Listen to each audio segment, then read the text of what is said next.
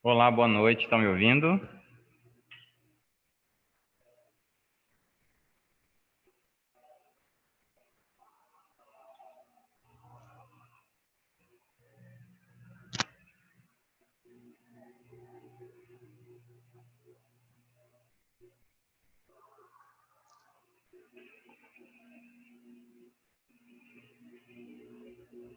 Tá me ouvindo, Gabriela? Tô sim, professor. O senhor tá Tá, ouvindo? Tô ouvindo? agora estou ouvindo.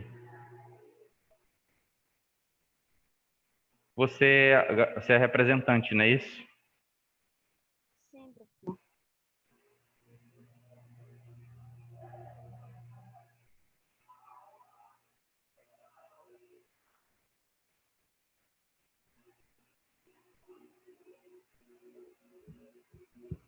Gabriela, Oi, professor, tô lhe escutando. você é representante de turma, né? Isso, sou. Tá, a gente vai manter um contato essa semana um pouco mais próximo, tá bom?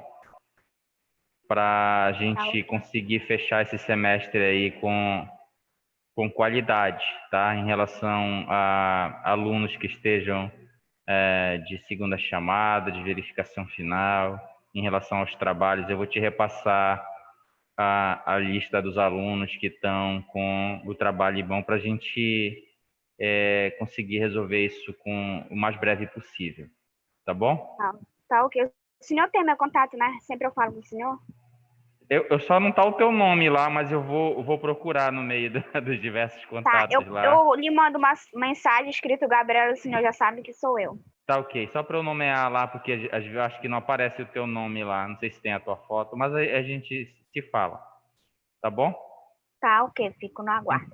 Então tá. Então vamos começar, como nós prometemos, hoje nós vamos fazer a nossa revisão para a segunda verificação. Como nós fizemos da primeira verificação, essa revisão é uma revisão voltada para conteúdos que estarão dentro da prova, né? Conteúdos, assuntos, pontos que vocês precisam olhar com mais carinho, com mais cuidado, tá? Então, a nossa segunda verificação, ela versará sobre a parte de microbiologia e nós trabalhamos com 3 micro-organismos, que foram os vírus, as bactérias e os fungos. A metodologia que nós utilizamos para estudar esses micro-organismos e que é necessário para dentro da área de vocês, primeiro, é de conhecimento do que eu estou tratando, né? Então, eu tenho que saber, como enfermeiro, o que é um vírus, o que é uma bactéria, o que é um fungo, e nós vimos isso morfologicamente, nós vimos isso estruturalmente, então eu pedi que vocês dessem uma revisada nos conteúdos de forma comparativa. Então, se eu procuro um determinado objeto, eu só vou conseguir encontrá-lo ou só vou conseguir defini-lo se eu conhecer como ele é estruturalmente, como ele é morfologicamente, tá? É a mesma coisa aqui para dentro dos micro-organismos. Então, toda vez que dentro da minha área eu ouvir falar, olha, esse paciente está com uma infecção viral, esse paciente está com uma infecção fúngica, uma infecção bacteriana, eu tenho que saber, porque nós estamos falando de micro-organismos, de seres microscópicos, eu tenho que saber do que eu estou falando. Então, quando eu falar numa infecção bacteriana, eu tenho que saber que é um micro-organismo microscópico, que tem esta morfologia peculiar, que tem determinadas estruturas que estão envolvidas na sua sobrevivência naquele local onde eles estão causando os processos infecciosos. Então, a metodologia que eu adotei aqui para dentro do curso de enfermagem é esse. Primeiro, apresentar para vocês morfologicamente e estruturalmente o micro-organismo, conhecê-los um pouco mais profundamente quanto à sua fisiologia, porque isso também é importante para a sua sobrevivência e para o estabelecimento da infecção. Então, nós vimos um pouquinho de nutrição desses micro-organismos, nós vimos a questão reprodutiva, que é importante, visto que um processo infeccioso nada mais é do que a multiplicação exacerbada de um determinado micro-organismo. E multiplicação está envolvido com reprodução. Então, nós vimos a reprodução, como é que ocorre a reprodução dos vírus, das bactérias e a reprodução dos fungos. E depois nós entramos para algo bem pontual, bem específico dentro da área de vocês, que é a questão da patogênese desse micro-organismo, visto que nem todos os vírus, nem todas as bactérias e nem todos os fungos são agentes patogênicos. Isso nós vimos, eu mostrei para vocês. É uma pequena parcela, é um pequeno grupo desses micro-organismos que são considerados agentes patogênicos e que estarão envolvidos em causar as infecções que acometerão nossos clientes, os nossos pacientes, dos quais nós, como profissionais da área da enfermagem, faremos intervenções para recuperar esse micro-organismo, para cessar esse processo infeccioso. Então, eu não tenho como fazer intervenção se eu não conhecer. Eu não tenho como entender se aquele micro-organismo está causando um processo infeccioso se eu não entender que a patogênese está relacionada com a sobrevivência daquele micro-organismo naquele local. Eu não tenho como fazer uma intervenção se eu não souber que eu devo proceder de determinada forma para eliminar aquele micro-organismo. Como nós vimos, por exemplo, no nosso exercício número 3, em que eu posso fazer uma determinada intervenção, como, por exemplo, a administração de um curativo a vácuo ali, e isso está relacionado em retirar fatores que são essenciais para a sobrevivência desse micro-organismo. Então, o meu objetivo aqui dentro dessa disciplina, para dentro da área de vocês, era justamente deixar esses fatores de conhecimento, essa ideia organizada, para que vocês tenham entendimento do que se trata quando este assunto retornar dentro da área de vocês no dia a dia de trabalho. Tá certo? Então, esse aqui era o meu objetivo. Então, nós falamos de 3 micro-organismos, né? Vírus, bactérias e fungos. E nós vimos que, por exemplo, o primeiro assunto que nós tratamos foi em relação aos vírus. Então, como eu falei aqui no início da aula, eu preciso conhecê-los estruturalmente. E nós vimos lá que, por exemplo, nós temos 2 tipos de vírus, né? Os vírus envelopados e os vírus não envelopados. Então, eu preciso entender dentro dessa categoria, dessa questão estrutural, o que é um vírus envelopado e o que é um vírus não envelopado. Então, um vírus envelopado é aquele que tem, né, como se fosse, o nome já diz, um envelope externo, que é a membrana que ele leva da célula hospedeira quando ele sai da célula da qual ele utilizou o metabolismo para se multiplicar. Então, esses vírus envelopados serão vírus que terão uma membrana externa. Depois, dentro terá um capsídeo, que é o capsídeo proteico, e dentro desse capsídeo proteico estará o material genético, que, como nós vimos, pode ser vírus de DNA ou vírus de RNA. E alguns vírus ainda têm algumas enzimas, como, por exemplo, o vírus HIV, que tem a enzima transcriptase reversa. Então, exemplificando um vírus, aproveitando aqui a deixa do vírus HIV, o vírus HIV ele é um vírus envelopado. Por quê? Porque externamente ele tem uma membrana, lá onde estão as proteínas GP120 e GP41 que nós vimos. Internamente eu tenho um capsídeo proteico. Dentro desse capsídeo eu tenho material genético e enzimas como a transcriptase reversa. Então, esse seria o exemplo de um vírus envelopado. Os vírus não envelopados... Oi? Pode perguntar. O senhor está compartilhando algum slide? Não, não. Ah, tá. Não, só para tirar a dúvida, tá? Okay. Tá, eu não estou compartilhando porque eu estou comentando os pontos que já estão na prova e eu não posso mostrar a prova para vocês. Tá bom? Tá, ok. Então tá, eu estou comentando pontos que estão na prova, eu estou com a prova aqui, é isso que eu estou comentando. Então, esses vírus não envelopados, o que difere é que eles não têm aquela membrana externa, né? Então, eles só têm o capsídeo proteico e dentro o material genético, tá? Alguns podem ter algumas enzimas? Podem, tá? Então, é isso que vai diferir. Então, peço que vocês deem uma comparada entre o que é um vírus envelopado e um vírus não envelopado, porque isso é importante. Professor, por que isso é importante? Porque, por exemplo, quando vocês se depararem com uma determinada infecção viral, vocês têm que conhecer aquele vírus. Então, se eu conhecer o vírus, eu tenho como fazer intervenção. Então, vamos pegar algo do nosso dia a dia. Atualmente, nós estamos sendo acometidos, né, por uma pandemia. Essa pandemia é causada por um vírus. É o vírus SARS-CoV-2, né, que causa o Covid-19, que é a infecção que está se alastrando aí pelo mundo. E aí, quando eu ouço isso, lógico, o que é que os profissionais da área da saúde fizeram? Primeiro, foram conhecer estruturalmente como é esse vírus. Nós vimos que, por exemplo, aqui no Brasil, algumas instituições, elas foram sequenciar o material genético do vírus e fizeram isso muito rapidamente. Então, vocês viram que surgiu um vírus, na verdade, não foi geração espontânea, né? Ele já existia, ele só passou a causar infecções humanas. E agora eu vou ter que conhecê-lo melhor para eu poder fazer uma intervenção. Então, foi lá o que eles foram fazer. Definir qual é o material genético do vírus, se é DNA ou RNA. Foram definir se esse vírus é envelopado ou não envelopado, né?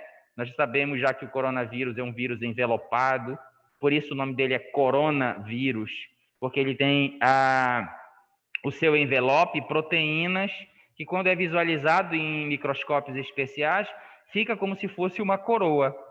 Então, vocês estão vendo como a estrutura é importante? Porque é através disso que eu vou buscar conhecê-lo para fazer intervenções. Então, que intervenções está sendo feita agora? Então, eu não tenho medicação para esse vírus. O que está sendo buscado por todo o mundo, né, por todos os países, é uma vacina. E esta vacina ela está sendo desenvolvida porque eu conheço como esse vírus é estruturalmente, né? Então, eles vão pegar o material genético, vão pegar essas proteínas que estão no envelope viral, e é através do conhecimento sobre essa estrutura que eles vão criar uma vacina. Na verdade, já está em desenvolvimento as vacinas. Então, veja o quão é importante essa questão do conhecimento da estrutura viral, de que é um vírus envelopado e um vírus não envelopado. Então, dê uma olhada com carinho nessa questão. Outra questão importante, né, e aproveitando o gancho dessa situação que nós estamos vivendo, causada por esse vírus, dessa infecção causada por esse vírus, eu tenho que entender um ponto importante também que nós vimos na nossa disciplina, que é conhecer este vírus reprodutivamente. E nós vimos que os vírus, eles se reproduzem como? Utilizando a maquinaria da célula hospedeira. Então, os vírus deverão infectar determinadas células para poder se reproduzir. Como nós chegamos a comentar, cada vírus ele vai entrar em uma célula específica. Nós comentamos também que a invasão, que a entrada do vírus numa determinada célula, ela acontece porque ele tem que ter receptores de superfície que se encaixam na célula hospedeira. Então, nós exemplificamos, por exemplo, como é que o vírus HPV... Não, nós exemplificamos do vírus HIV, né? Como é que o vírus HIV entra no linfócito TCD4? Nós vimos que a entrada desse vírus, ou a invasão desse vírus na célula hospedeira, ela se dá pela ligação das proteínas que estão na superfície do vírus com as proteínas que estão na superfície da célula hospedeira. Então, nós vimos lá que o vírus HIV tem no seu envelope duas proteínas importantes, que é a GP120 e a GP41. Essas duas proteínas, elas se encaixam em receptores do linfócito TCD4, que é o receptor CD4 e o CCR5, tá? Então, o vírus, ele só invade uma célula, ele só entra uma célula quando ele tiver como se encaixar perfeitamente naqueles receptores. Então, foi isso que nós falamos. É por isso que o vírus HIV só infecta linfócito TCD4. Por que ele não infectaria outra célula? Porque outras células não terão esses receptores na superfície e ele não conseguirá entrar. O vírus HPV, porque só infecta determinadas células, porque as moléculas de superfície do vírus se encaixam perfeitamente naquela célula-alvo. Tá? Então, é assim que o vírus vai entrar. Ele não vai entrar de forma ativa, ele não vai produzir uma enzima que vai fazer com que ele entre na célula. Isso fica lá para os fungos, isso fica lá para as bactérias que nós vamos ver posteriormente. Não. Os vírus, eles entram de forma organizada, ligando as proteínas da sua superfície nas proteínas da superfície da célula hospedeira. E tem que ser complementar, porque se não for complementar, isso não acontecerá. Voltando para a nossa realidade, né? O SARS-CoV-2, que é o que está causando o Covid-19, ele é um vírus versátil, porque ele é um vírus que infecta várias células. Ele infecta células do trato respiratório, né? Não é à toa que a gente vê, por exemplo, as pessoas perdendo o olfato. Por quê? Porque o vírus é capaz de entrar nessa célula, né? Então, ele tem receptores que se ligam nesta célula, consegue entrar, pode destruir essas células, levando, por exemplo, as pessoas a perderem o olfato. Ele infecta células pulmonares, ele infecta células renais, células musculares cardíacas. Então, veja que esse vírus é um vírus mais versátil. É por isso que ele conseguiu se adaptar também tão bem aos seres humanos, porque ele é capaz de invadir uma diversidade. E professor, Pode perguntar. por esse vírus sofrer mutações assim bem constantes, é por isso a dificuldade de se criar uma vacina, porque esse vírus ele é bem antigo, né? Ele vai sofrendo as mutações. Os vírus normalmente, como eles são organismos muito simples, eles não têm sistema de reparo no seu material genético. Então, por exemplo, nós, seres humanos, as nossas células, ela tem sistema de reparo do material genético. Então, por exemplo, se no meu material genético teve uma mutação, uma mudança de uma base lá no meu material genético, eu tenho um sistema que faz esse reparo. Nos vírus a gente não tem. Nós vimos que ele é simples. Ele só tem lá dentro do capsídeo material genético e às vezes algumas enzimas. E essas enzimas não são enzimas de reparo do material genético, tá? Então é por isso que a mutação nos vírus ela é muito comum de acontecer, tá?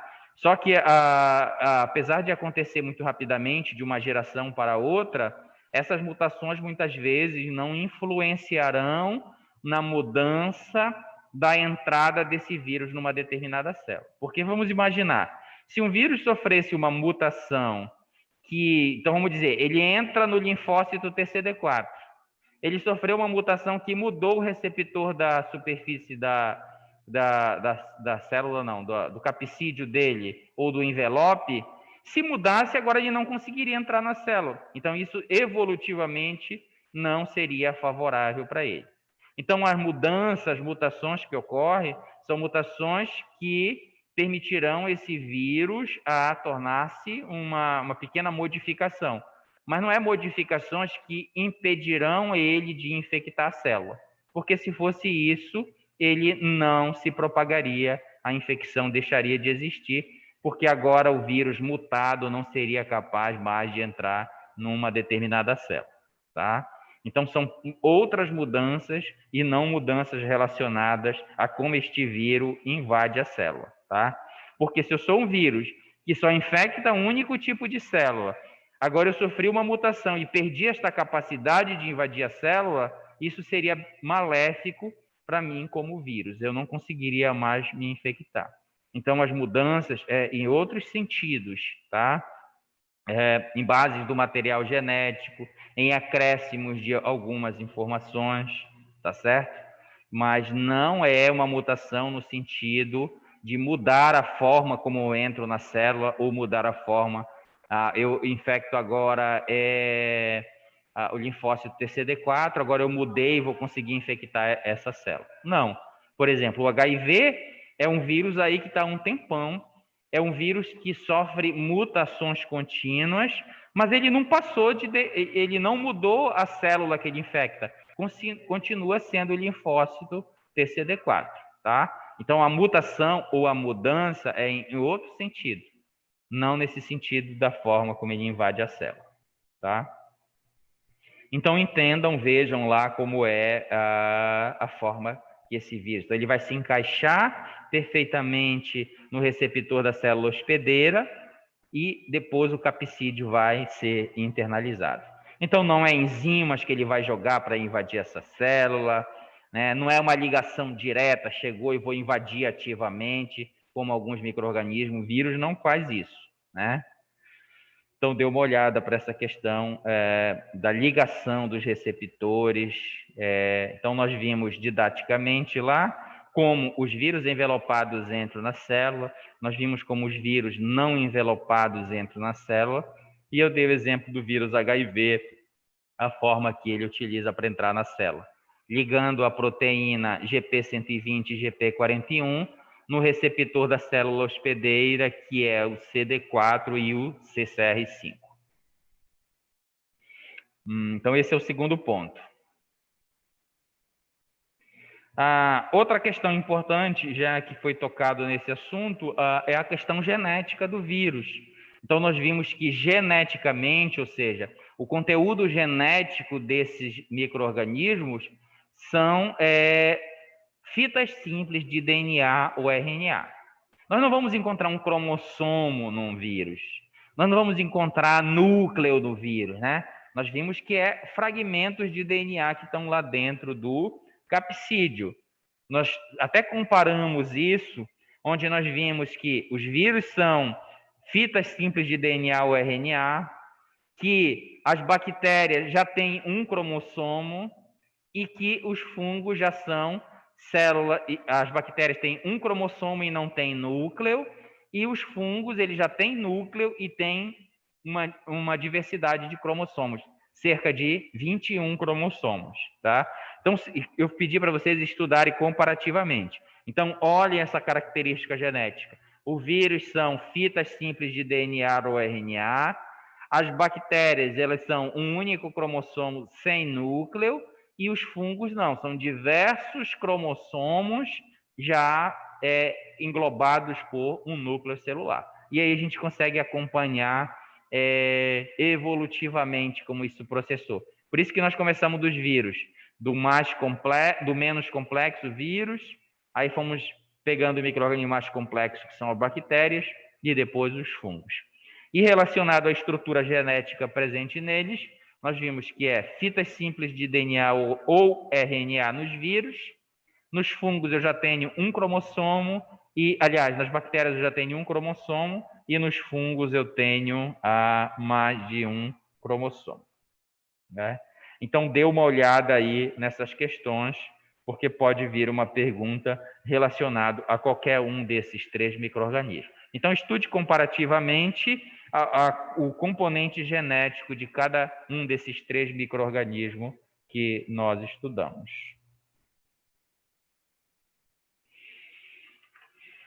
Então, esse é o terceiro ponto. O quarto ponto, nós vimos estruturalmente como são esses micro-organismos, né? Então, nós vimos que, por exemplo, as bactérias, nós conversamos de que é composto uma bactéria, né? Quais são as estruturas que compõem uma bactéria? Então, nós começamos a ver os envoltórios celulares, nós vimos 3 envoltórios celulares, a cápsula mais externamente, depois a parede celular, depois a membrana celular. Depois nós vimos alguns elementos que estão na superfície, como as fímbrias e os pilos, e nós vimos também os flagelos. No interior desta célula, ou seja, no seu citoplasma, nós conversamos também sobre alguns elementos, como, por exemplo, os ribossomos, o material genético das bactérias, que nós vimos que é um cromossomo, mas que algumas têm um material genético extracromossomo que a gente chama de plasmídio, tá? Então, foi esses fatores, esses elementos, essas estruturas que nós avaliamos quando falamos do interior da célula bacteriana. Então, cada estrutura dessa, nós vimos qual a funcionalidade dela, né? Então, nós vimos, por exemplo, só para a gente revisar, a cápsula, a função dela é reserva de água e nutrientes, está envolvida como fator de patogênese na aderência deste micro-organismo no epitélio do sítio onde ela está causando infecção. Nós vimos a parede celular formada de peptídeo glicano. Essa parede celular, ela tem a função de dar formato à célula, ela tem a função de proteger contra a lise osmótica desse micro-organismo. A outra estrutura, outro envoltório, nós vimos que a membrana celular, ela tem função de nortear o que entra e o que sai da célula. Por isso nós dissemos que uma das funções dela é permeabilidade seletiva, ou seja, selecionar o que entra e o que sai da célula.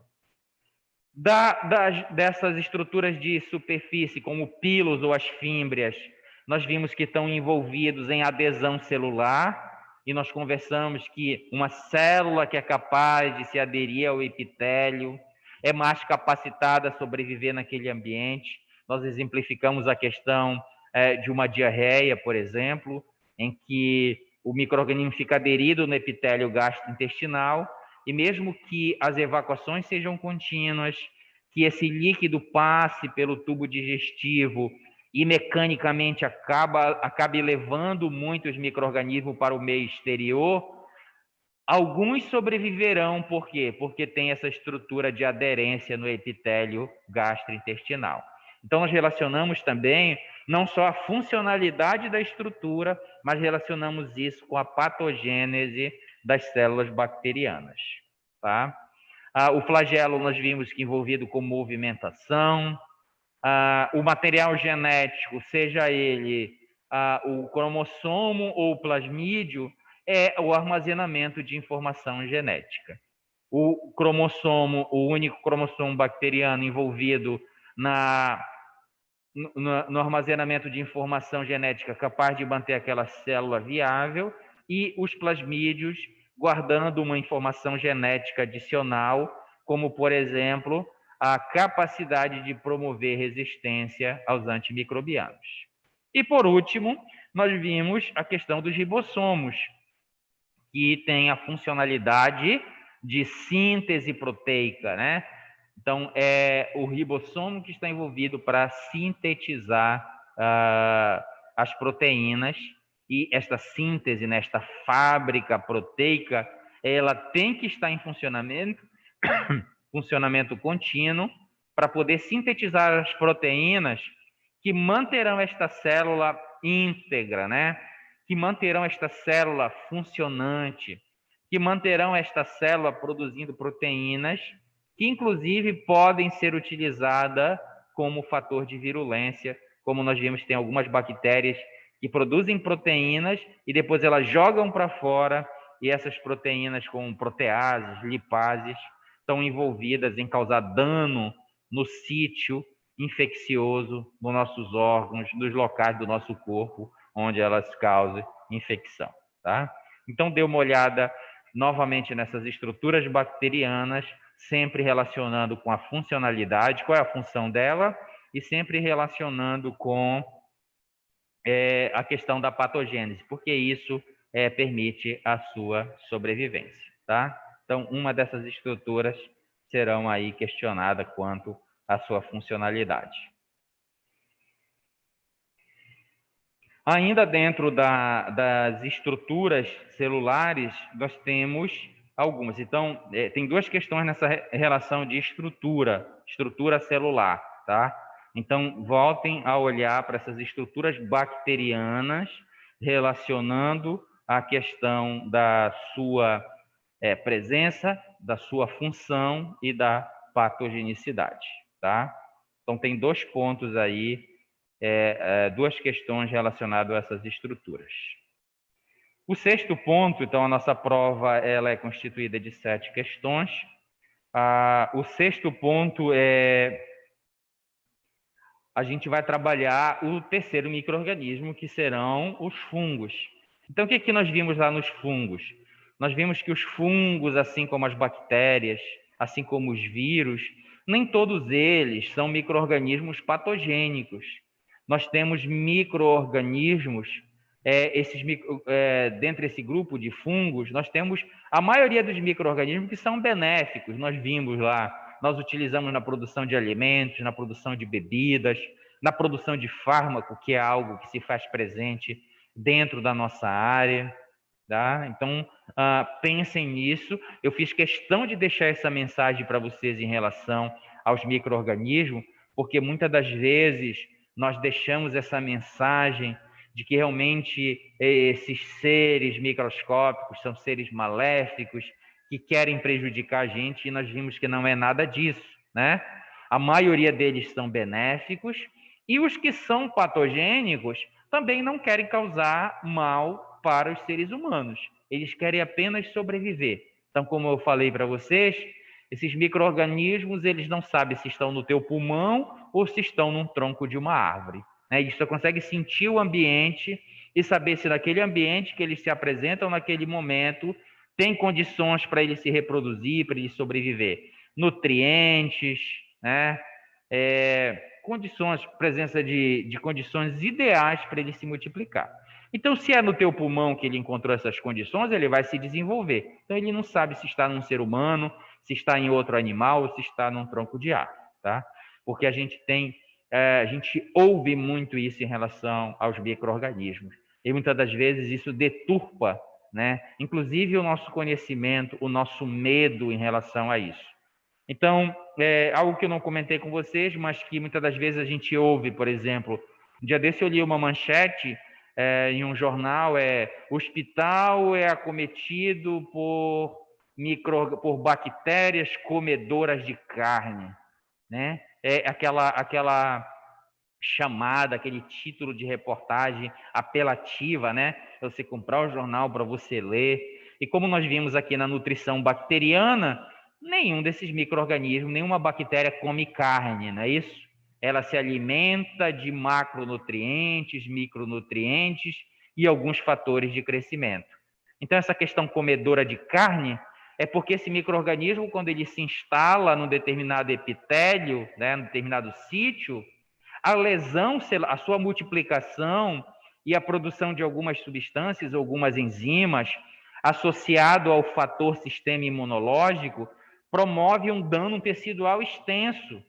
E aí você vê muitas vezes pessoas acometidas por esses micro-organismos chamados comedores de carne, como, por exemplo, se for uma fascite, por exemplo, uma infecção aqui, é uma degradação grande de uma grande área tecidual. E aí, por isso, foi apelidado de comedores de carne. Por que eu estou falando isso para vocês? Não está na prova, mas é uma questão que sempre surge e eu preciso conhecer que isto não é verdade. Eu sei que isso não é verdade porque eu tenho conhecimento teórico sobre esses micro-organismos. O meu medo não vai me ajudar em nada em fazer uma intervenção, pelo contrário, é o meu conhecimento sobre o micro-organismo que vai permitir eu fazer uma intervenção. E nós, da área de enfermagem, somos, por excelência, interventores nesse processo. Então, nós chegamos a comentar algumas coisas. O paciente está com uma tuberculose, por exemplo, e eu sei que a transmissão ocorre através de gotículas. O que é que eu vou fazer? Eu posso isolar esse meu paciente num quarto privativo, eu posso pedir para ele usar máscara. Os profissionais que trabalharão com este cliente usarão equipamentos de proteção individual, né? Então, é um micro-organismo patogênico? Mas como eu conheço, como eu sei como se processa a infecção, eu tomo cuidado, eu faço intervenções para que eu cuide daquele paciente, para que eu intervenha por diversos aspectos com o objetivo de eliminar o micro-organismo, mas se eu ficar com medo, eu não vou poder fazer intervenção nenhuma. Então, é o conhecimento que será salvador para vocês, tá? E não o medo, e não o entendimento errôneo sobre esses micro-organismos, como se pinta, como se vê por aí. Tá ok? Então, voltando um pouquinho para cá, para as questões, os pontos que estarão na nossa prova, a gente precisa entender que determinados micro-organismos, então, os vírus vão causar as viroses, as bactérias causarão as infecções bacterianas, e aí nós temos o terceiro grupo, que são os fungos. Então, esses micro-organismos, eles causarão, como nós vimos lá, algumas repercussões para os seres humanos. Quais seriam essas repercussões? Eles podem causar alergias, nós vimos que eles causam alergias de seres humanos. Quem é alérgico sabe muito bem, quando você entra em um ambiente fechado, abafado, que tem a presença de mofo, que nada mais é do que micro-organismos fúngicos, você começa a espirrar imediatamente. Eu até contei um fato que aconteceu comigo, eu acho que foi nessa turma aqui que eu comentei em relação a isso. Então, ele causa alergias, ele causa infecções ou intoxicações, na verdade, eles causam algumas intoxicações, e eu exemplifiquei para vocês que nós temos alguns fungos que produzem toxinas, como a aflotoxina, que também causam repercussões importantes para os seres humanos. Então, quando eu vou ingerir determinado alimento contaminado por um fungo que produz esta toxina, quando eu ingerir, eu vou ingerir junto quem? Esta toxina produzida, e isto vai me causar algumas repercussões. Então, quando a gente come a castanha do Pará contaminada, o amendoim contaminado, com este fungo capaz de produzir essa toxina, eu posso ter uma repercussão no meu sistema por causa da presença dessa toxina produzida pelo fungo. Então, os fungos causam alergias, causam intoxicações e eles causam infecções que a gente chama de micoses, tá? Eu só queria deixar claro que a diferença entre intoxicação e infecção é um pouco diferente. Intoxicação, aliás, infecção é a presença do micro-organismo, é a multiplicação do micro-organismo que vai causar a infecção. Tanto que o conceito de infecção é o crescimento ou a multiplicação exacerbada daquele micro-organismo. A intoxicação, não necessariamente o micro-organismo precisa estar presente. Se tiver um produto que ele produziu, como uma toxina, por exemplo, é suficiente para causar essas intoxicações. Então, eu tenho diferença entre infecção e intoxicação. Infecção é causada pela presença e a multiplicação do micro-organismo, e intoxicação pode ser causada por um produto produzido por ele, como uma toxina, tá? No caso, em Então, excesso, professor, a intoxicação? oi? No caso, em excesso, a intoxicação? A intoxicação, o excesso que você diz, a quantidade dessa toxina, ela pode trazer uma repercussão mais branda ou mais severa, tá? Eu vou dar um exemplo para você. Muitas das vezes, e aí eu estou falando já de uma intoxicação bacteriana, que é muito comum, algum de nós, alguma vez da vida, já ouviu falar, olha, teve uma festa de casamento, de formatura, um aniversário, e as pessoas comeram um determinado alimento e 15, 20 minutos depois, todas estavam com diarreia e vômito e foram levadas para o hospital para fazer uma intervenção lá. Então, o que significa isso? Isso a gente chama de intoxicação, ou seja, o alimento que foi ingerido estava contaminado com a presença de um produto produzido pelo micro-organismo. Então, não necessariamente, porque olha só, a infecção ela precisa de tempo. Nós vimos em um determinado momento que a infecção ocorre em passos, né? Ela leva tempo até que apareçam os sinais e sintomas clínicos. O micro-organismo precisa ser transmitido, depois ele precisa colonizar, multiplicar. Então, nós vimos que os sinais clínicos aparecem posteriormente, no caso das infecções. No caso das intoxicações, elas são imediatas. Então, a pessoa comeu, 15, 20 minutos depois, ela estava com as repercussões clínicas. Então, o que significa isso? Significa que é o produto produzido por aquele micro-organismo que contaminou aquele alimento que as pessoas ingeriram.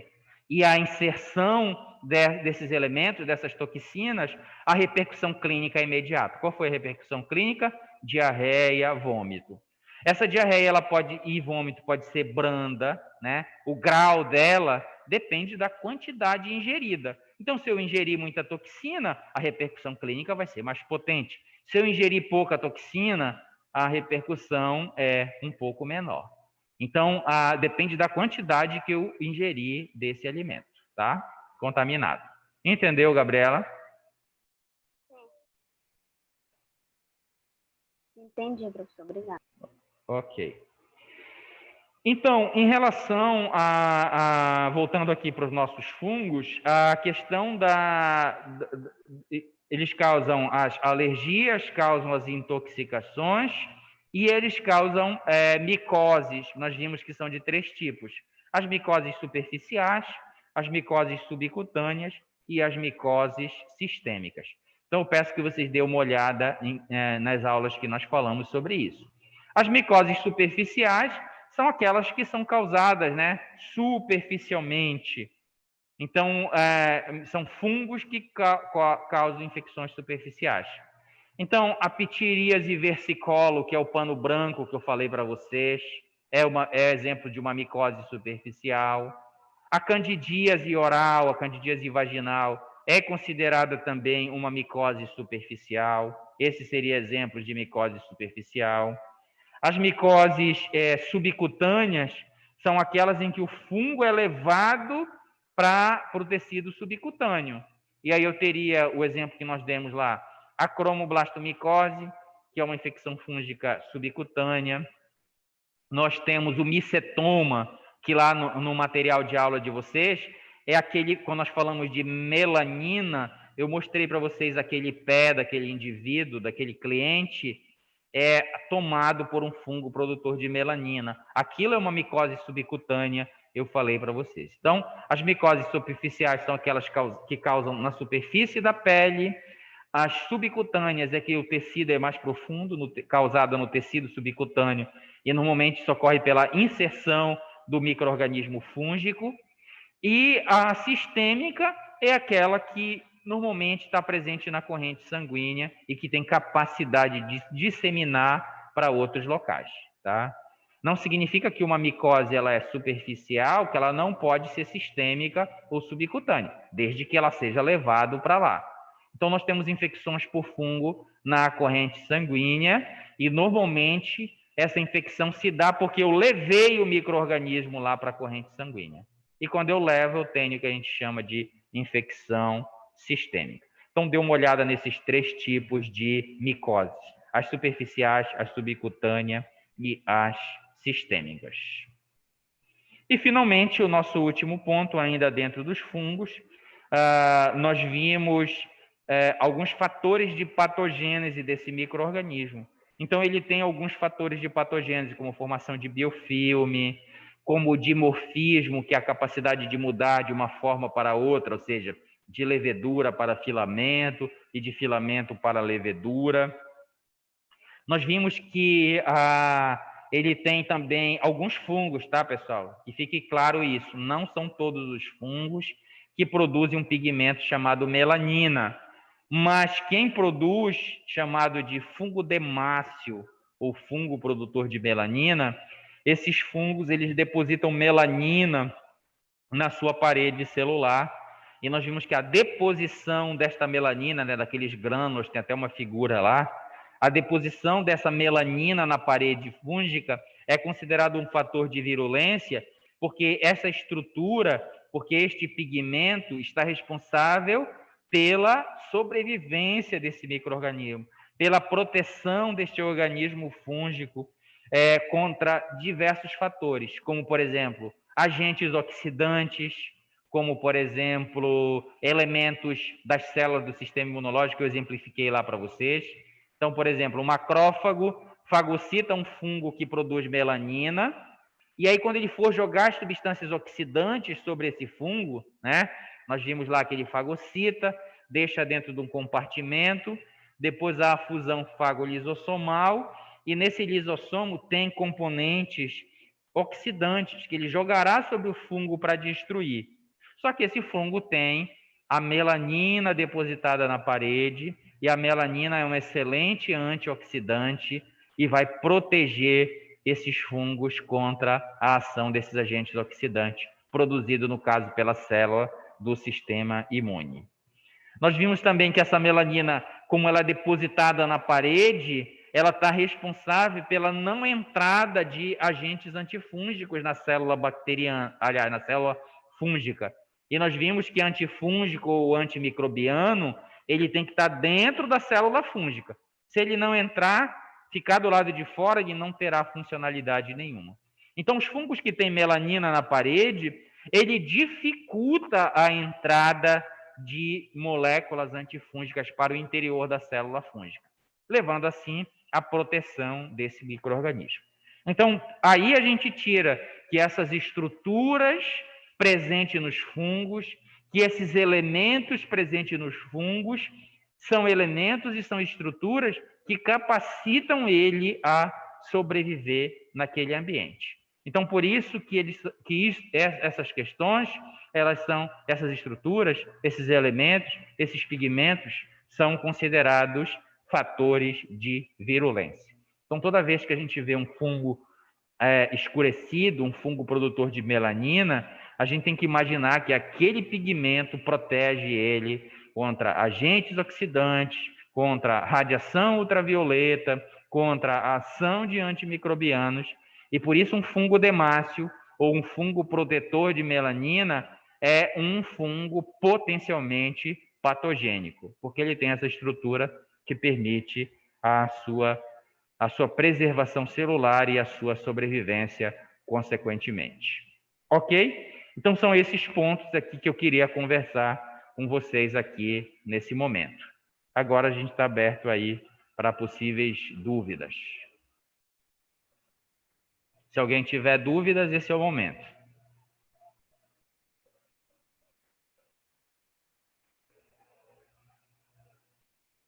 Não? Ninguém?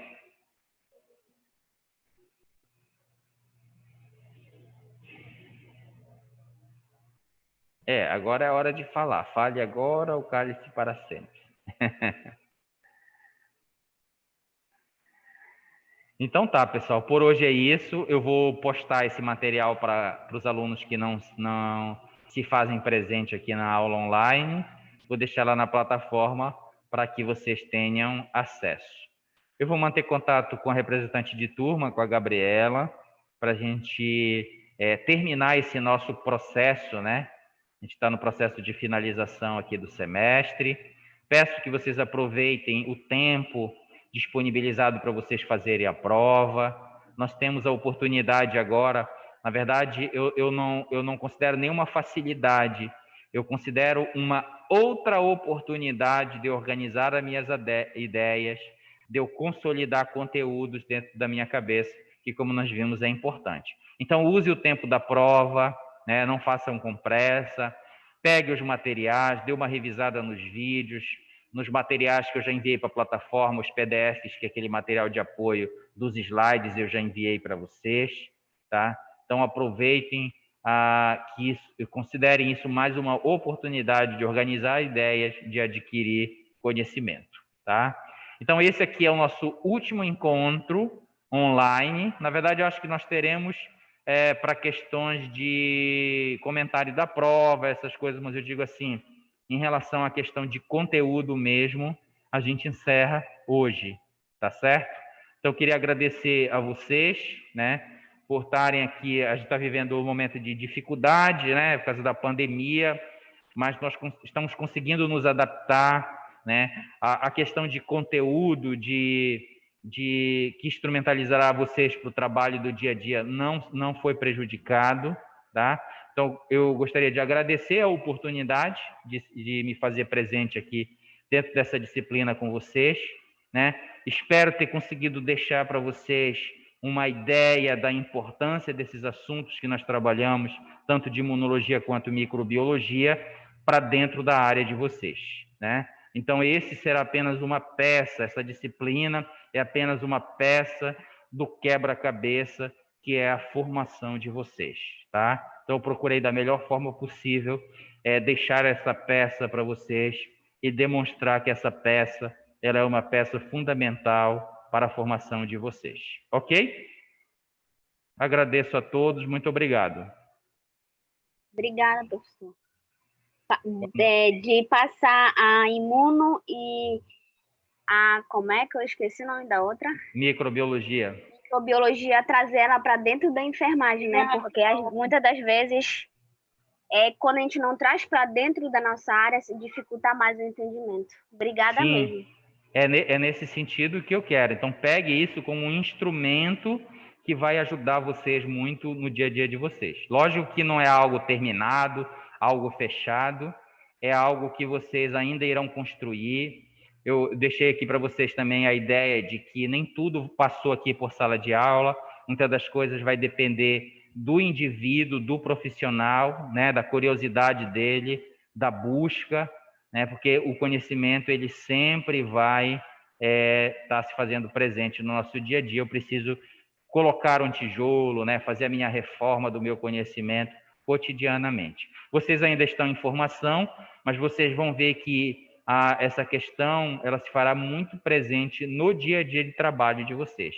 Vocês necessitarão desta disciplina para exercer um trabalho de excelência e de qualidade.